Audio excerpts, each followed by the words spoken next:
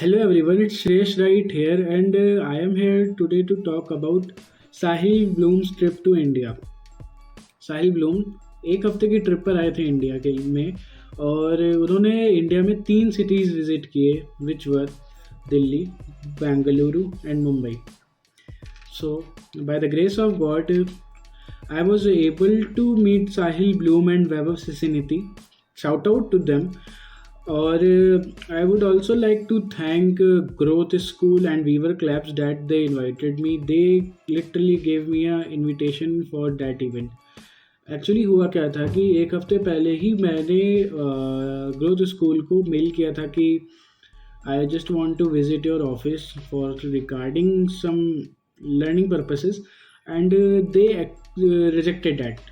But this Friday, like last Friday, which was the date around 15 March, they mailed me that we are hosting this, you can be a speaker there, can you come? And भाई मैं कैसे ही मना करता, and I just went there. So got to learn so much. Seriously, I got to learn so much क्योंकि there was so plenty of founders.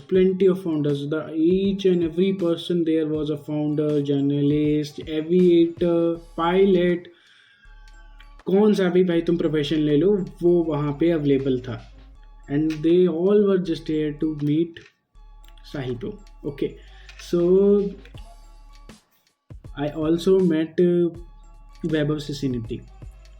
वो मेरे idol रहे हैं अराउंड 2018 या 19 से. Like I have been following him from LinkedIn और many other platforms और हमेशा वो इंस्पायर किए हैं. एक तो सबसे ज़्यादा जो पर्सनली मुझे उनकी चीज़ पसंद आती है वो है कि उनका चिल रहना. Like you have to be calm in every situation, every freaking situation. Okay, मैं यही हमेशा सीखा कि you need to be calm everywhere, anywhere you need to be calm. हैं वो भी थोड़े से कह सकते हैं कि spontaneous. भाई उनको अपने सिग्नेचर नहीं याद रहते. There is one instance that happened there was कि मैंने उनसे ऑटोग्राफ मांगा उनका and he was like oh shit भाई तूने मेरा ऑटोग्राफ क्यों मांग लिया. मेरी टीम मेरे को मेरा सिग्नेचर याद दिलाती है जब मुझे बैंक अकाउंट में या कहीं पे भी साइन कर रहा होता है.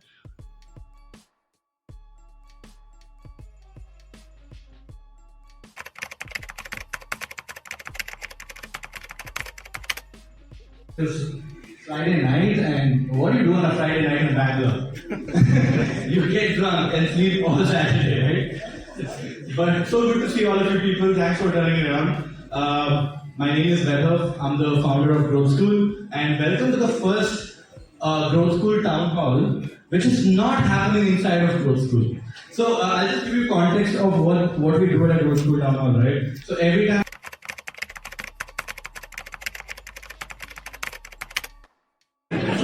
Super. Dude, few people do show up for me as well. Yeah, maybe. How do you want to do it? Oh, embarrassing. All right. So Sahil, I was just talking to Sahil's business partner, and we were talking about how nobody knew this guy 3 years back, right? He was working for a job like most of us are right now. And all of a sudden, 3 years later, he comes to India, does 3 different events in 3 different cities with packed houses. I tend to think that a year can really change your life, and 3 years you can become an entirely different person than you ever thought possible. Like many of you out there today, I was following a very traditional path in my own life. I had graduated. One is a web development. So there's web development, there's newsletter business, there's a bunch of video editing services, there's content agencies, there's a retreat business, there's all sorts of different things in it now. And today, collectively, they're doing over 8 figures of revenue, and probably, we'll push into like the 25 million of revenue this year. Phenomenal.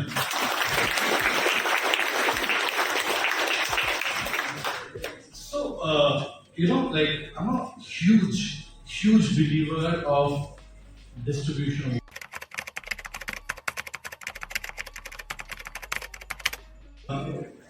So there was a point of time, this happened like 4-5 months back, right? I used to create content across platforms, and there was few instances that happened specifically on Twitter as a platform where I felt the level of toxicity was so high that I just stopped creating for 3-4 months straight. Like, just stopped being on the platform completely. And I spoke about it, right? The thing is, I didn't speak about it on that platform yet because I'm not being active in any of these platforms. I've not come back to my form yet. But when I do talk about it, and this is not happening the first time, right? So it's a crazy world that we live in. Can't kind of take every box that we can. As long as you're trying, you're good.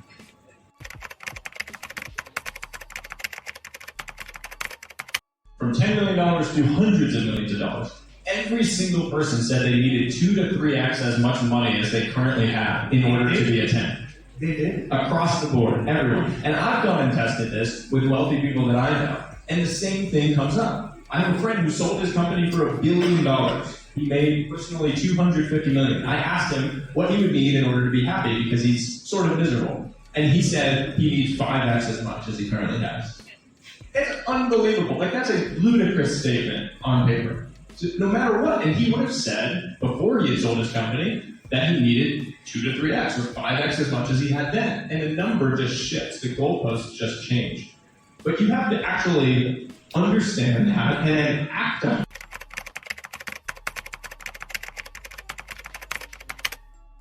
This flaw, which is that we think that something has to be optimal for it to be beneficial.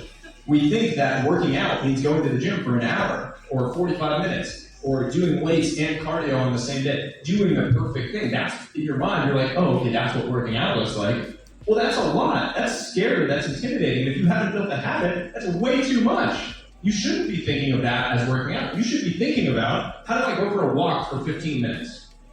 How do I go walk around the park during my lunch break? How do I go walk around after I eat lunch? How do I go walk around when I first wake up in the morning?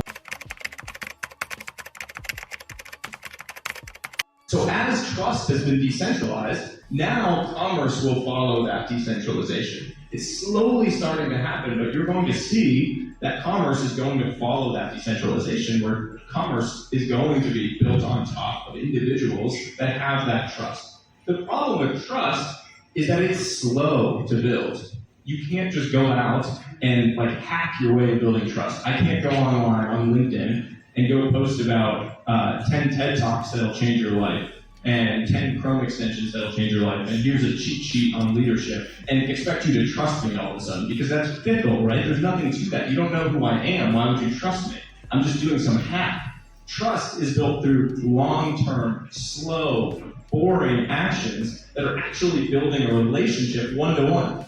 I haven't met many of you in this room. I'm going to meet you all today. I hope what comes across is that the person that you know from the online world is the exact same as the person that you're going to meet when we all say hello afterward.